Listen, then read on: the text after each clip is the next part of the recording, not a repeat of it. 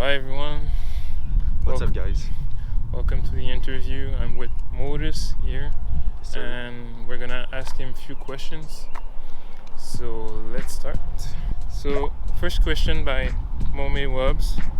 When did he start producing? Who were some of his inspiration back then and now? Back then, that was probably like 2009 or something like that.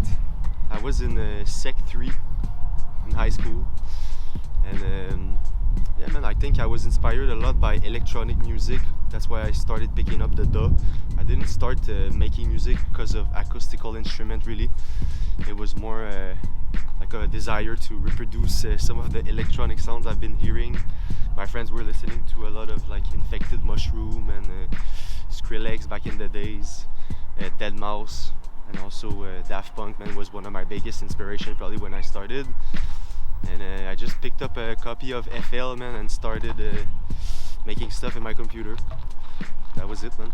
Yeah, I also started with FL Studio. Yeah, man, I guess it's like a golden standard for starting the production. I guess back in my days, nowadays, DAWs I feel like they're a little bit more accessible, man, or there's a lot more information online. But back then, if you wanted to start producing, man, you had to kind of grind out the YouTube and the forum lore.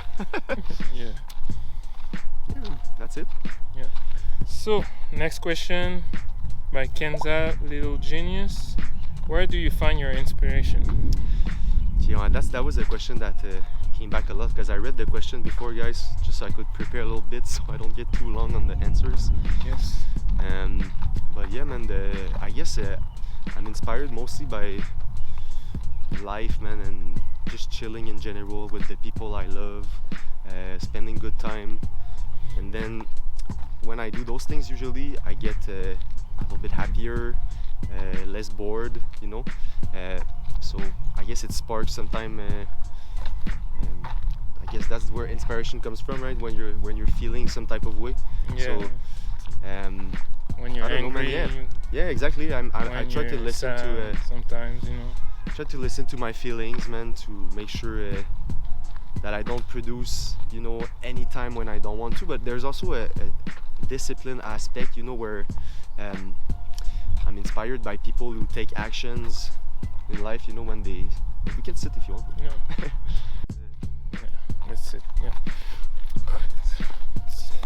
So I guess I try to feel and try to reflect those emotions, you know, try to communicate those with my music. And when I don't want to produce, man, I don't necessarily push it, but it's like there's a fine line between discipline also, that's what I was saying, and that like you gotta do it, you know, you gotta sit and do it, you know. Yeah. But that takes a lot of effort sometimes when you're not feeling like it, so you gotta make yourself feel like it, you know. And by surrounding myself with people that like the same stuff that I like, it's easier to, I guess, kind of beat that feeling of competition and get into more of a collaborative effort, you know. Yeah. I guess that's what's been inspiring me a lot lately, because I make music solo, you know. Been making music by myself for a while, and I feel like I've never been like in a band like that, or I did like a choir in the university, and that was very intense for me, because like the feeling of being in an ensemble, you know, it's very different. Yeah, it transcends something that I don't think you can get that feeling by doing music alone, you know. Yeah. And I think music's meant to be shared, so I like to share stuff too, man, you know. That's why I make music, so I make it so you guys can hear it at some point. I also make stuff that you guys won't hear, but Yeah. man, I guess inspiration is such a vast world too. There's not one answer, you know. You just gotta kind of listen to what's coming. Exactly. Be on the lookout for different stuff that's gonna come in your life that you're kind of gonna reject at first, you know. But trying to be open, you know, to new things, and yeah, man. And it inspires me to do different stuff too, you know. Doing always the same thing is like very draining to me. So picking a little bit of dubstep there, a little bit of drum and bass, a little bit of hip hop, recording rappers, chilling at home solo, just making myself a beat that's never gonna be anywhere online, you know. Yeah, just do the just having the fun. training and having fun. There we go. Having fun with it is super important, and I think that's like something people tend to forget, you know. Yeah, because you gotta pay the bills sometimes. Yeah, and life gets in the way, man. And to me, like divine inspiration, like some used to say, you know, it's like it comes from heaven type shit, you know. Yeah. But you can't really be relying on that all the time. Sometimes you have to kind of eat a little bit to have more appetite, so to say. So that's why I try to keep it consistent in my life. And when I don't feel like making music, it's usually not because I don't want to make music, it's because I don't want to make a certain type of music, or I feel constrained about something, you know. So making some different stuff definitely helps. Because I guess you can just make whatever sound, and it's music. And music is not everything in my life. It used to be at some point for a while, you know. It used to take a big. It still takes a big part of my life, but I feel like I'm trying to go back more to having human connection, you know. I feel like that's the second step to connecting. I connect with my own musicality enough, but now I'm trying to connect with others, trying to see what's up. So Nox is asking, how do you balance your artist life and personal life? Do you balance it all? Let's re-ask the question like this. Okay. Because my personal life is also my artist life. Like it's not a persona, you know. No. Like I do what I do, and I try to help people as much as I can. So I guess that's my personal life too. It's in terms of like situation at home or with my friends and stuff. It's like I'm still me, just like I'm me when I'm online and talking to people in the DMs or whatever. So but in terms of balance, of course it takes a lot of place, you know. But I never really had a job that I had to balance with the music. At some point I had school to balance with the music a little bit, but it was never like that for me. So I can't really relate. I feel like I can't really relate to some people when they say they don't have time for music, because it's simply not true. Like they have time for music 15 minutes a day, that's pretty much for sure. Do they have the energy for it? That's another debate. So I feel like sometimes life gets in the way, you know. And I've been pretty good at trying to make space for music in the past few years. And I guess that's how I deal with it in a balance term, you know. I try to make room for it as much as possible. I try to cut on my expenses, cut on the time that I'm losing. Sometimes it doesn't mean because you're going to see friends that you're losing time, you know. But you gotta think about your relationships at some point and think about what you want from life, you know. And start working in that sense, you know, in that direction. But I don't know. I don't know I don't know how I balance it. I just do. You do what you do. I just regulate myself, just like anyone else would, you know. It's like you gotta come to a certain balance. Some people have a very unhealthy balance, but it's still the way they cope with things, and it's still their balance. So I cope with a lot of things that happen in my life with music. Like I said, I take inspiration from my life to do music. So I guess it's a matter of keeping that equilibrium too, because at some point it's like if you only do music, then like you have no more social life type shit. So I guess that's like a balance that's gonna, for me it just does itself, you know. At some point I just don't want to do music anymore because I feel drained, and then I have to go on the other side and, you know, start hanging out a little bit more, taking space, taking moments to moments to live my life and to enjoy like this insane world we live in, bro. For sure. It's crazy, but like sometimes we're so focused on some stuff and we forget to take a step back and to watch what we've done and what we need to accomplish to, you know, feel accomplished. So I don't know, man. It's just I just try my best. that's what I do. I try my best, and I feel like it's been working a little bit for the past couple of years. But there's rough moments like everyone else, you know. I go through a lot, but yeah, man, life goes on. Yeah. I know what I need to do, and I know what I want to do. So that's it. I keep the cap. Yeah, sometimes you gotta stop and think about what you need to do and then continue. Yeah. To make sure you don't cross the bad paths. And I sometimes guess. you need to step Yeah, away from the work, you know. Yeah, also. It's just important to know yourself and deal with that accordingly. Exactly. So let's go to the next, next question. So yeah, Leah Fraser time. So what's a good advice you would like to give to people? I mean, A good advice. That's such any advice. That's such a pointy question, man. Yeah. Like I thought about a couple ones, you know.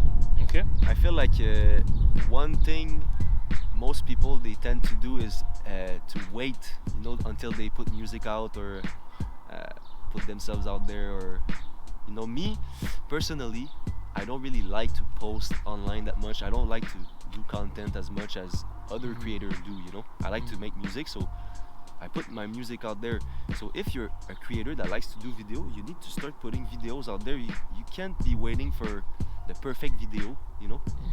So that's for Kaz right here. This advice is for Kaz. Yes. Basically, if you want to do something, you need to start doing it as soon as possible. So this way you can develop slowly and you know, start to see yourself in the future doing this at a higher level than what you're doing right now, you know. And it's gonna be easier for you to just post stuff right now because for me it's really about beats and music and stuff like that, because I've made music before and it never came out, and then it's kind of sad because you don't want to post it like 2 years after the fact, you know, because now you've gotten better and there we go. Like, so it's not the same. So you're it's not like in the same time. So I guess we'd say it's like wasted content, you know. Yeah, but I have a lot of those. I don't want to say it's wasted because I still had a good time making it and I learned a lot from making it, you know. But yeah, man, sometimes you gotta just start doing it even though you suck, bro, and even though everyone's gonna say you suck. You just gotta stick to it. If you know that you want to do it, you know, in a couple years and you want to get good at it, you only gotta put in the hours and keep doing it, I guess. And what's the other thing? I had something else. It just slipped. We'll let you wait. Just slipped from my mind. It's gonna come back. Ouais. It's gonna come back. Le advice. C'était quoi le advice? C'était to give to people. Yeah, for sure. That's another question I feel. Yeah. For the DJ gig question. You wanna ask it now? Yeah, I can ask it now. Try not ask it now, maybe. So. That's an advice. Have a fucking night.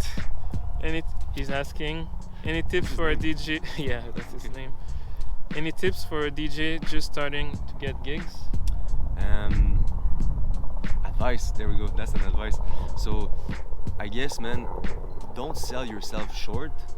You know. I don't want to say don't play for $20 because you might have to play for $20 at some point, but try to bring value to the event, you know. Try and bring value to your community. If you're a DJ, post mixes online, make playlists, help the producers from your area to, you know, get some renown.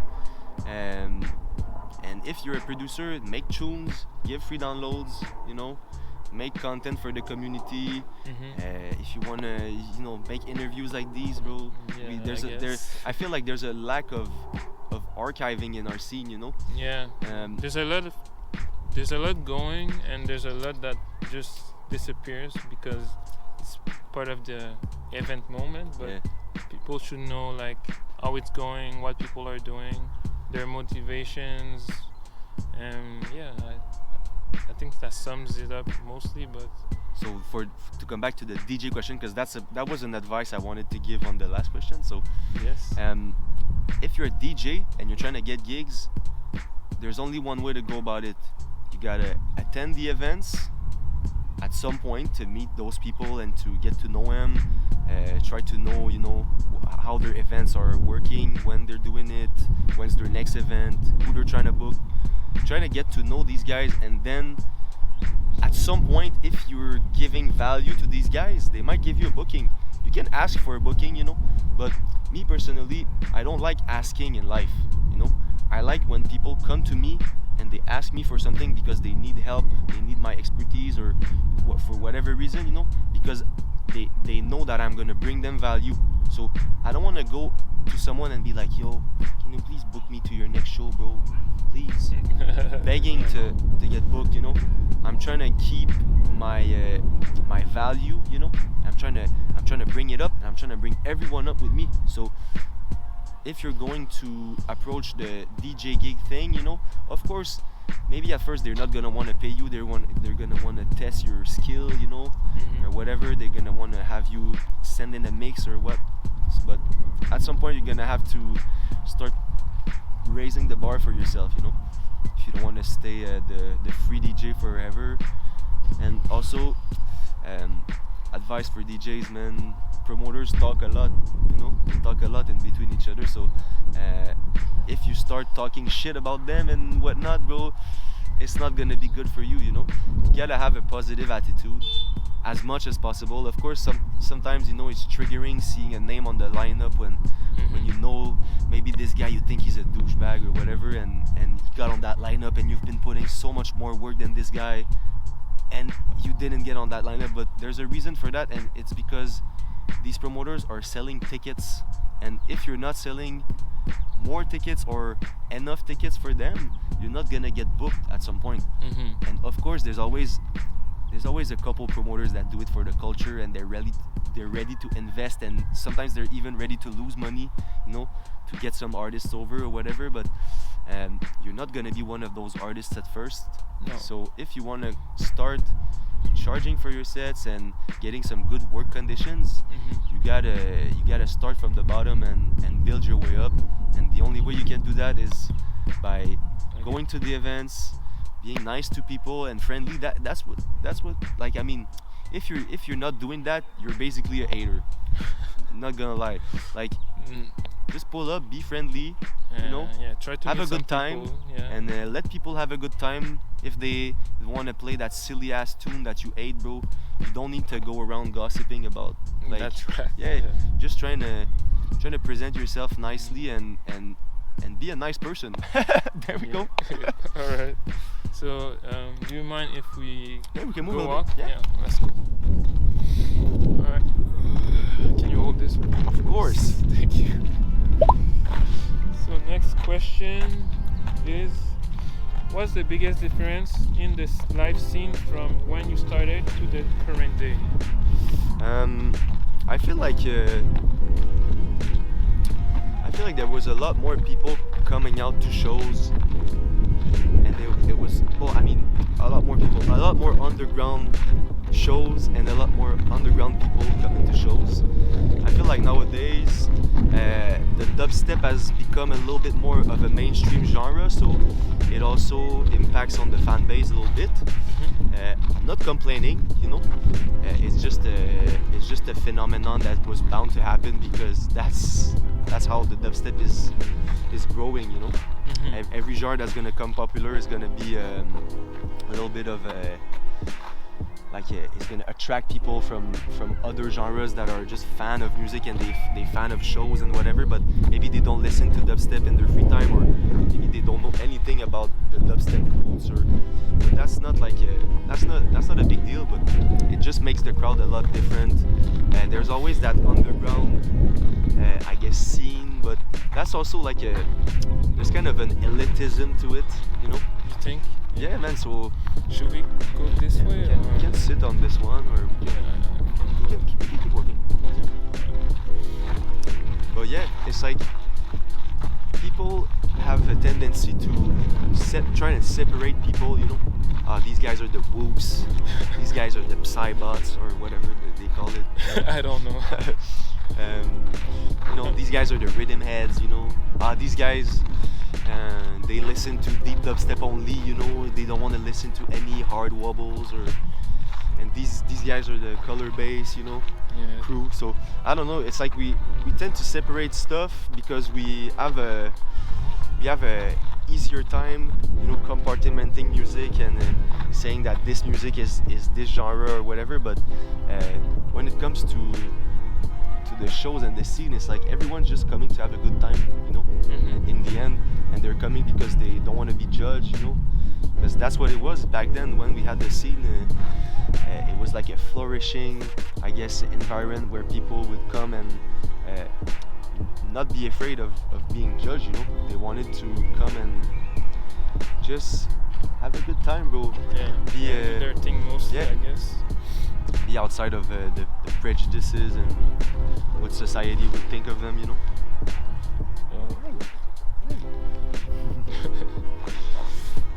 But yeah, man, I feel like it's a different crowd, but it's definitely not a negative thing, you know. For the most part, what we think is gonna ruin the scene in the elitist part of the scene is basically what's gonna make us thrive and make us be able to make a living with this, you know. Yeah, exactly. So you know, I don't think I've been selling less tunes since the Lost Lands Festival started happening, you know. No. So it's just good for everyone, and even though sometimes, you know, it makes a difference when you're in the crowd and you don't really resonate with those people, you know. But that's kind of a barrier we hold against ourselves sometimes because we think we're this type of person, or we kind of classify ourselves even, you know. But when you go to an event and you just start vibing with everyone, I don't think there's any like hatred or whatever plur, you know. Yeah. I hope it is. That's what it was back then, you know, and I think that's what it is now. It's just a different form, you know. People been evolving, the sound's been evolving, but yeah, man, I feel like dubstep is healthy, even though there's a lot of crap going on, you know. That's what happens when there's a lot of people. Yeah. When there's a lot of people, of course, there's gonna be a lot of like Of mess. Yeah. I don't want to say shitty music because who am I to judge, you know? But I feel like there's some things I wouldn't listen to nowadays, and it's coming by the ton, you know. But that's in every genre. I feel that's coming to popularity at some point. People are starting to get the bandwagon of it, and they want to produce it, but sometimes they don't want to put in the hours, or they're not disciplined enough, and they don't really care about their fan base, or you know. Yeah, there's a couple of reasons. Those are a couple of things that I really try to kind of stay away from, but at the same time I feel like sometimes life gets in the way, and sometimes I make a shitty tune and I post it anyway, man, and I just realize a couple months later that sometimes I don't like it, but sometimes people, they do like it, you know. So yeah, it's like sometimes it's a bit selfish not putting your music out there. Yeah, sometimes it is. Yeah, to come back to the scene, you know, I feel like it's changed, but it's definitely not in a negative way, man. You can see it in a negative way if you're a negative person, I guess. Sometimes I am, but not today. Not today. Yeah, we're having a good time walking. On est bien. Il fait pas si froid, pas si chaud, mais c'est bon. It's good. One little drop of rain, and I think my lighter's dead. I have another one. Always ready. Ouais, tu veux-tu aller t'asseoir dans les estrades? Ça? I guess it's starting raining too. Little drops. Okay, so let's go to the next question by Nux again. Can you discuss a piece of your art that challenged you, your beliefs or perception, and how did it impact you as an artist? A piece? Yes, a piece. Piece of my art, man. I don't know, bro. I feel like when I make hip hop, you know, it really hits a different spot in terms of content, like lyrical content, you know. Like I don't really have no clear message when I make music, you know. It's like a very, I guess, universal type of language, you know. But when I hit those beats, man, for those rappers, French rappers that I've been working with, Monkey, BBM, YB, Flip, Joseph, Pogo John, and more. I've been feeling like these guys, man, they really put into words sometimes things I've been thinking for a long time, you know. So I guess sometimes it's kind of challenging because I want it to be so perfect, you know. But at the same time, I'm trying to keep a rawness to it. And the mix, you know, mixing vocals, man, is really something that's kind of made me rethink about stuff, you know. I've been mixing dubstep for a while, been mixing loud, you know, and powerful and stuff, but I never really mixed anything that needed like gentle attention like that, you know. It's like something that's very, it's like handling like China, you know. It's like handling fragile stuff. It's like you're doing frequency modifications and stuff like that, but it's not the same as mixing dubstep. So like on the mixing part definitely was a challenge, and also on the like ethical part, because I've been teaching in a school for a year and I was making records that were basically talking about some very rough stuff, you know, like, so that was like an ethical challenge for me to like be really able to assume. Is that assume? I don't know. To I don't know how to say it. Yeah. Assumer, which means to own. Yeah, there we go. Okay. I had a hard time like really owning what these guys were saying, you know. Even though it wasn't me saying it, it was my music, you know. Yeah. So your music was supporting those messages. So. And I think at some point I really came at peace, you know, when I stopped working there, because I felt like this is not a message you would want to portray to the youth as much, you know.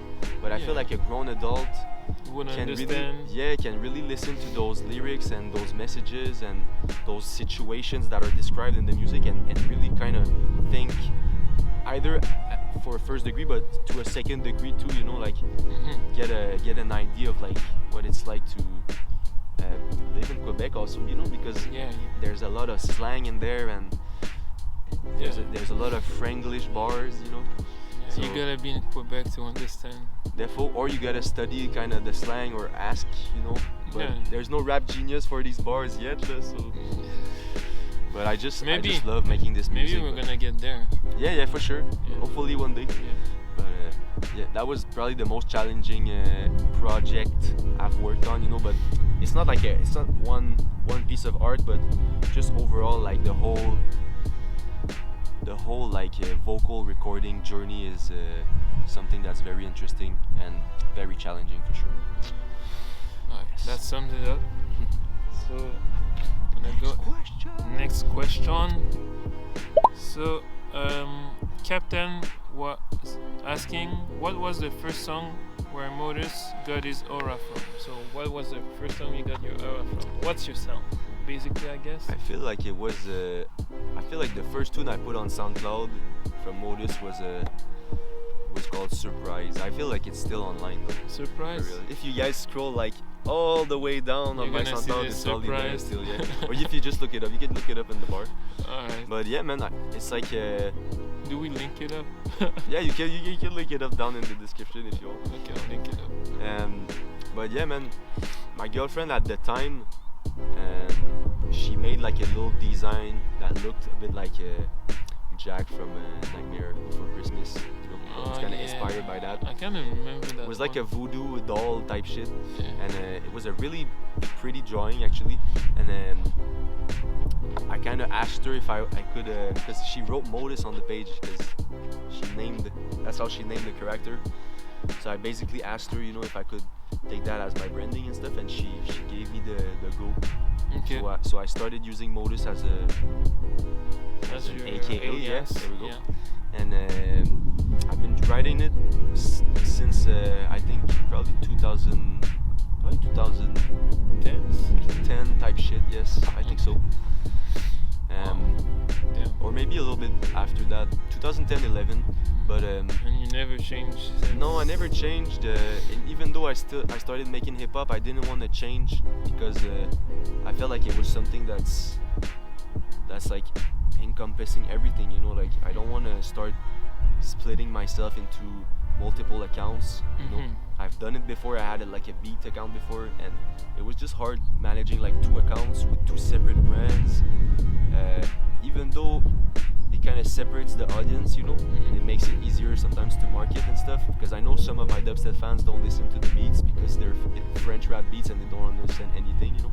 But at least if they can vibe to it, you know, that's a mission that I've accomplished, you know. And I don't want to start rebranding, you know. I feel like Motus for me is something I really identify with, so I don't want to start messing around, and also I've seen people rebrand before, and it's always I always got that same feeling of like that's kind of useless, you know.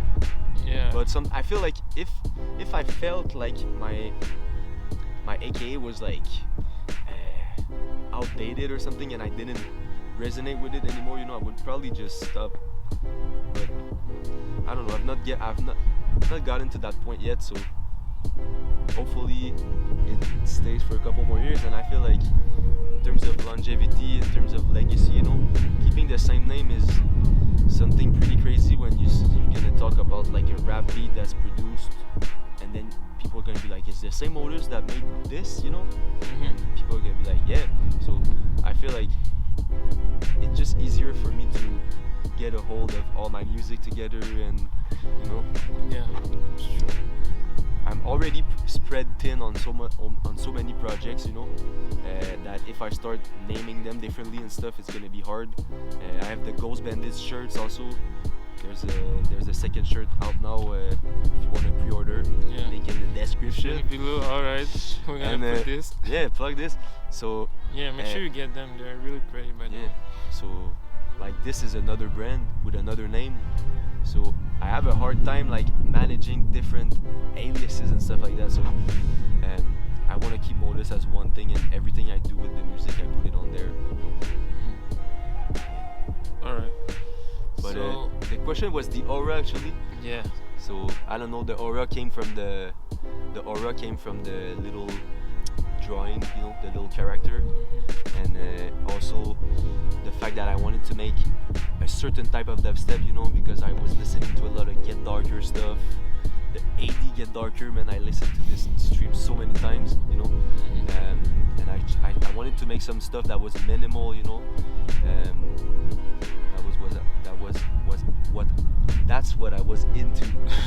But I used to make other music before I started making dubstep, you know. But I had a couple other names before I really stick with Motus. So Motus is like, it's kind of the constant in my life for the past like 10, 14 years.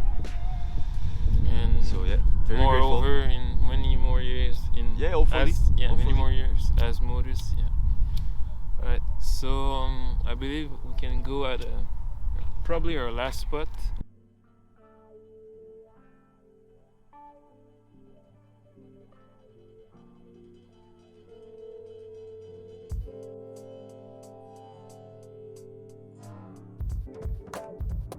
Ok, la prochaine question.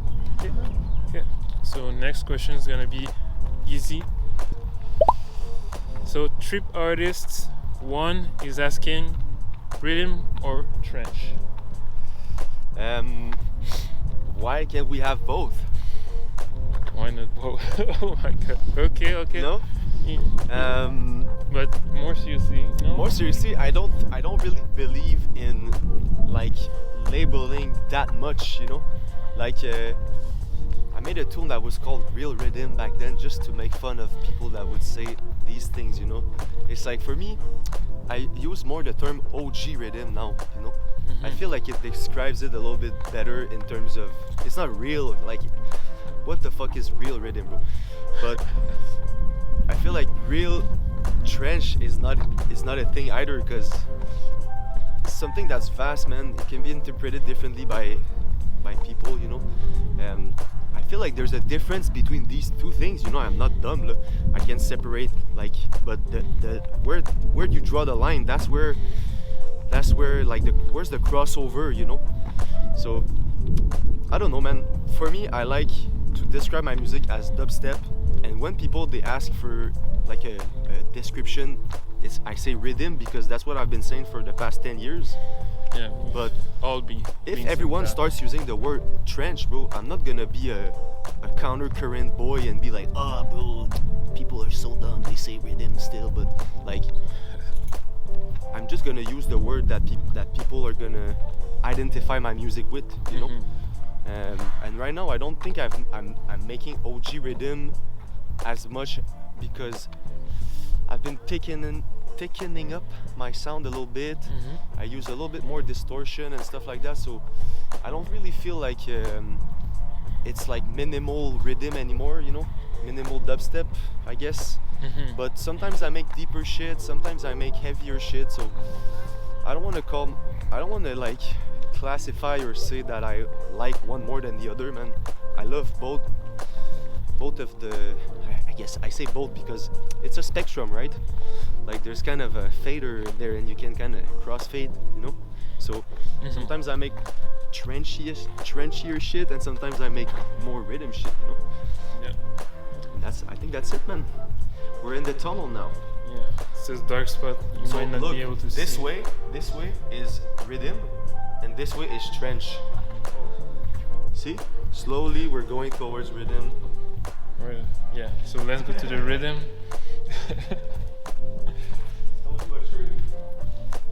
Yeah.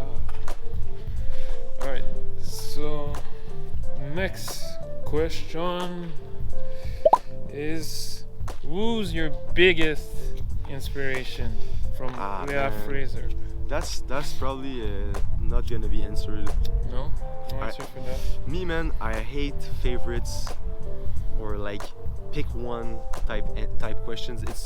It's like I can't answer it. What's my biggest inspiration? I would probably say something today and something different tomorrow. Yeah, you know. Sure. So change, but maybe do you have names that keep coming back? Maybe. I feel like there's definitely some people in this scene, you know, that I look up to, and I'm not gonna name drop them, you know, just because that's my shit, you know. That's where I source, you know, at some different spots, and sometimes I feel like you guys gotta have your own inspirations, you know. I'm not gonna be out there and say these guys are the ones you gotta look up to, you know. You feel me? Yeah, I feel you. So I don't think that's a question that I want to answer, if that makes sense. Alright, so we're gonna go to the next question. So this is a big one. I mean, alright, so while both are phenomenal producers individually, we all know that Flix and Motus are unstoppable force together. How did they meet, and what is their chemistry like in the studio as well as behind? So this is a big question. Yeah, man. We've known that Flix, you've been doing a lot of stuff together in the past years. Recently less, but more with Small B. Yeah, I've been dabbling with Small B a lot, but I feel like Flix, man, we met online, and at some point we had a gig together, our first gig together, and I think from then, man, it was just we had a good connection, you know. We were buddies. He was living in Quebec City and I was living in Sherbrooke back then, so or probably in Drummondville when I met him, like online. Okay, you know? Was it in Drummondville? Me, I was in Drummondville. He was in Quebec the whole time. He never moved. Right? No, he never moved. Okay. Well, in Quebec maybe, but he's always stayed over there. So I feel like I just been like trying to make music with him at first, you know, and it ended up being some very good music, and we just ended up having a great chemistry in terms of we were friends also, you know, like we drank together, we went out together sometimes in Quebec City. I was sleeping over there, you know, we were jamming. He had like CDJs and stuff. He did streams, you know. So it was we a had good like friend. Yeah, we had common interests, and definitely a very good friend, man. And I feel like at some point we kind of drifted apart. when we went to Budapest, man, we had kind of a, it was not an argument, but we had a great discussion about like what he wanted to do and stuff with his music. So And what you wanted. yeah, Kinda exactly. conflicted. I feel like I didn't want to tour as much, you know. He wanted to have more shows and to get like bigger releases and stuff. Get on a label at some point maybe. But yeah, man, we did send music to labels together, and the response was always like that our stuff was a bit too abstract, you know. That was right before they started really putting Riddims on label, you know. Riddims. Yeah. So Them dims. so I guess we kind of just drifted apart slowly but surely, but we still kept in connection online, you know, but we don't hang out in real life as much because we don't live close. And I got my own stuff, he's got his own stuff. He went to school last year also. That's why he's been taking a little bit more of a break on music, but now he's back trying to get shows and stuff. I think he's playing I don't know if I'm allowed to say that, but he's playing some shows in the future. Alright, we'll And, skip that part. And yeah, man, it's like he's playing shows in Montreal. I think he played one in Quebec recently. I'm not sure. So Yeah, or maybe it's gonna happen. I don't he's know. been doing good for himself, man. I think I'm very happy for him actually. So, but I think we might connect a little bit more in the next few years. You know, I feel like that bubble. He's went to school and stuff. So I feel if we start trying to connect more, it will happen. You know. And Hopefully this summer, right? yeah, therefore that we put a tune out together recently actually that was on his EP, and we re-released the instrumental on his SoundCloud, I think, for free. So yeah, man, if you guys want to check that out, that's the newest Flix and Motus. But hopefully we're gonna work on some more music and reconnect a little bit. But yeah, man, we're still good friends. We chat sometimes with Discord, you know. But therefore, we gotta meet in real life to make music. I feel like sometimes people want to make music online all the time, but It doesn't me, work always yeah, like that. No. yeah, I gotta sit with you and kind of see the idea through, you know. If it's not on in real life, at least on Discord, you know. Yeah. So we can chat and don't have to send stuff back and forth for a couple months. Yeah. Sometimes it's a long process. Oh yeah. So next one. Valorant Movement is wrote ask him if. The question? Ask him if. Ask him if. That's unfortunate, man. I got no answer for this question. It's like it's not even a question actually, but No, but what would you say to Yeah. that? Is there anything to say about? no, No. Okay. I don't think so. All right. So Or maybe I guess the answer you're looking for is yes. yes. Biboop Tiantan wrote, I'm curious about tips on sub basses and making low frequencies wobbles. These subs works has always stood out to me from the rest of the monsters. So yeah, you're having a great sub, and someone like to know how you go about subs. So For me, man, a good sub is a sine wave with a bit of distortion on it to bring some harmonics. Sometimes we could put a second like do a FM with two sines, you know, get a little bit of an harmonic and then distort. But most times, man, my patch is really simple, just a sine wave straight from the initial operator. Of course, it's gotta be low, like 40, 50 hertz, you know, yeah. max. Okay. I'm not max, but it can be 100, you know. You gotta really get to that deep octave, of course. But I feel like that's something you gotta know if you want to make a sub bass. But still, it's a requirement. So somewhere around 40 hertz, you know, you hit that low E or F. If you go too low, you know, on the D and the D sharp, you know, it can get a bit weak.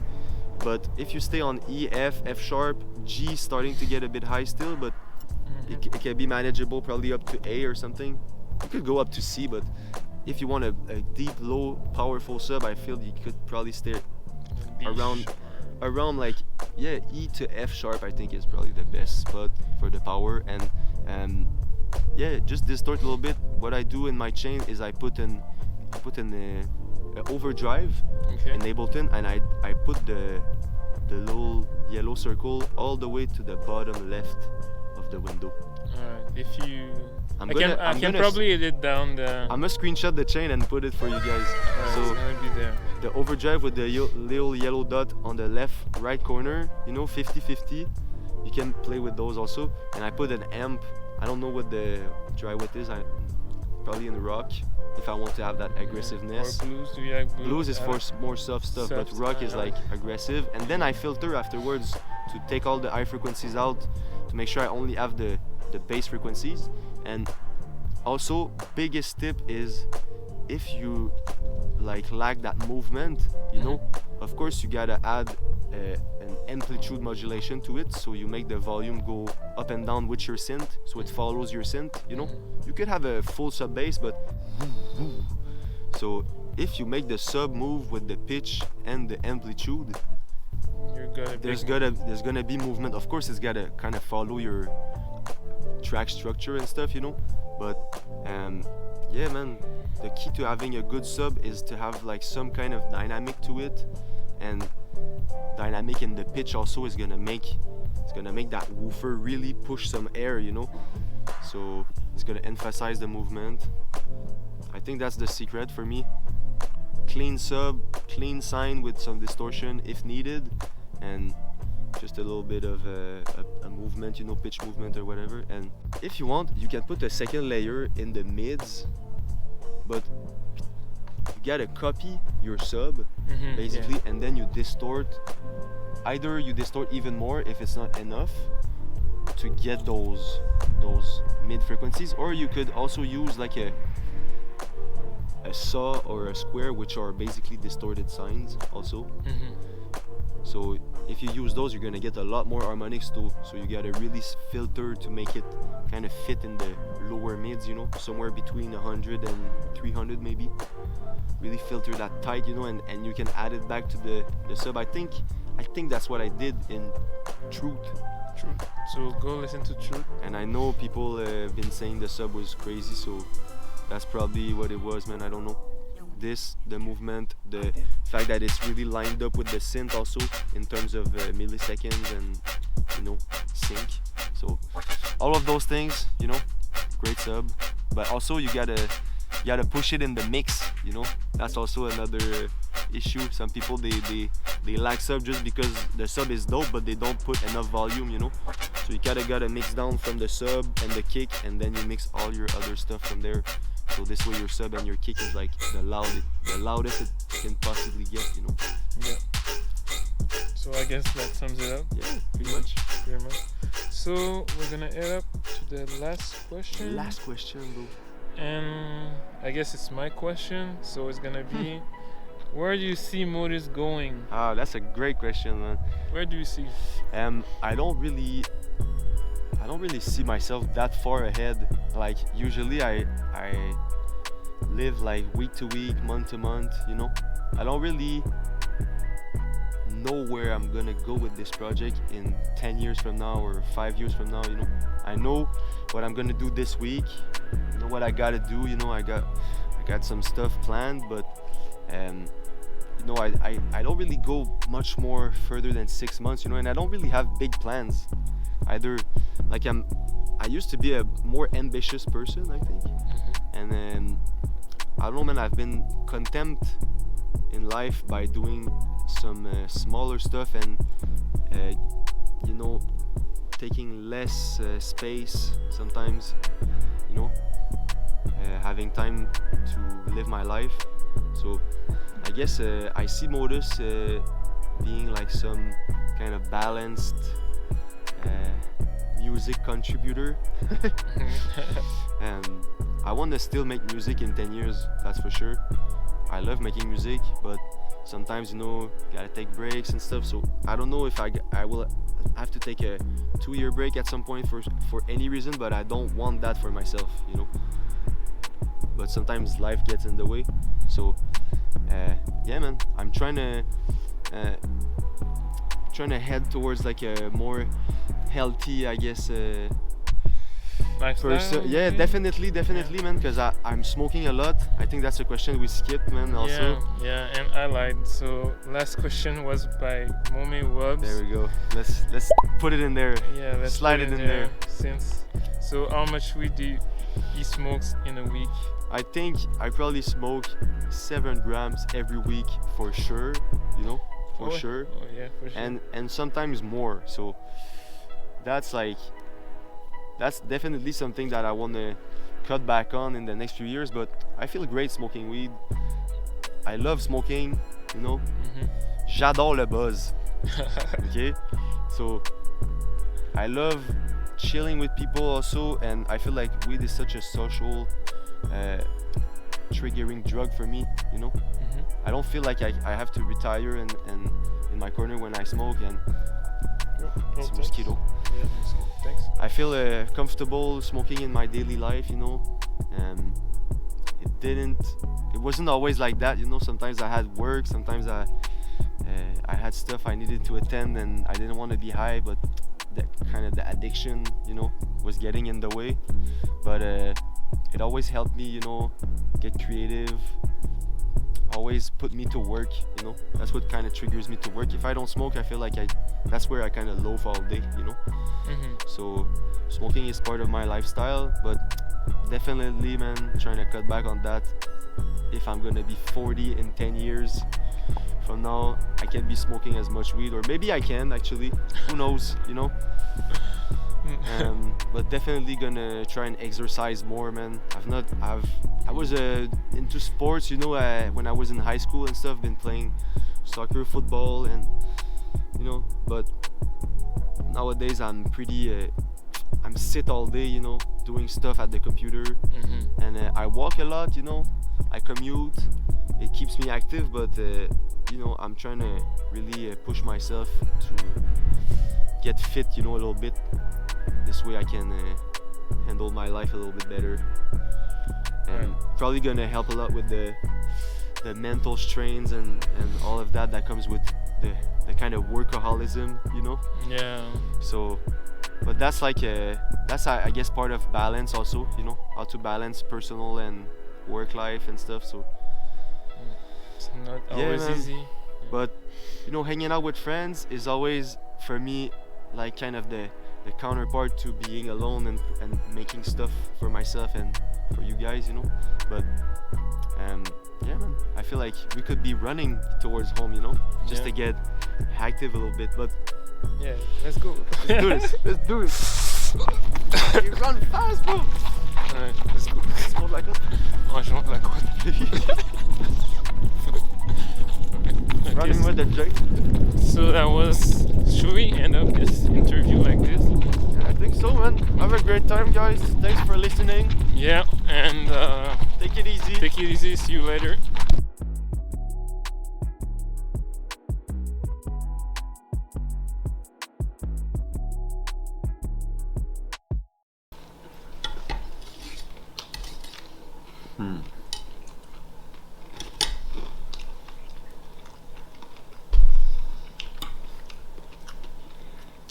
Le niveau est élevé là.